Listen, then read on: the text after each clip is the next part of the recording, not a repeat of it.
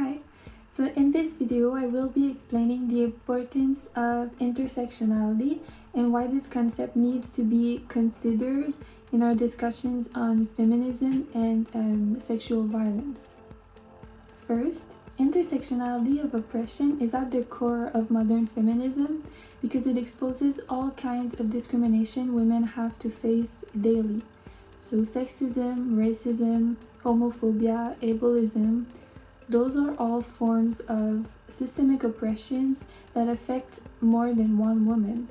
Since feminism is defined as a movement fighting for equality between all genders, it is crucial to recognize the variety of discrimination against one another and to understand that for some people, those injustices cannot be separated. Although feminism is technically inclusive of all women, other marginalized communities have been excluded from feminist movements for decades now, starting from the suffragist movement. From the militants of the first wave of feminism in the 1800s to the most recent activists, these women were known for advocating for gender equality and white women's rights only. Indeed, in the United States, the suffragette Susan B. Anthony was fighting for a right to vote and attended the famous Seneca Falls Convention, claiming to fight for equality. She later argued that white women deserved it more than black men because she thought they were more civilized than people of color. More recently, the Supreme Court Justice Ruth Bader Ginsburg also made some harmful decisions against ethnic minorities, especially against indigenous people. Although her work has protected many women against gender discrimination, voting for the destruction of a sacred native land and writing in favor of removing tribal rights in New York is a way of discriminating many women.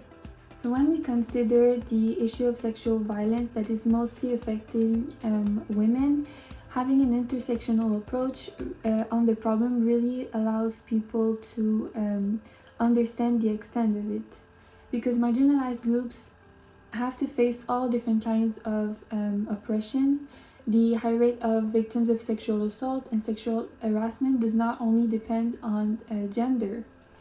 In fact, the factors of race, sexual orientation, and gender identity have proven to have a major effect on women's safety. According to the Canadian Women's Foundation, Indigenous women as well as women of color and Black women are 3 times more likely to be a victim of sexual violence.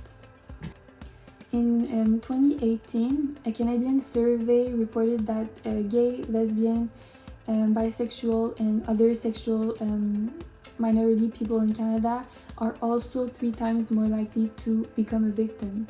For bisexual women only, this rate rises to 61%, and for bisexual men, it's at 37%. Those statistics show the contribution of homophobia and racism on the sexual violence issue. But when those social injustices are combined, the amount of victims is even scarier. For example, when we think about the very marginalized group that is transgender women, it's 1 in 2 people being sexually assaulted, which is already a very large number.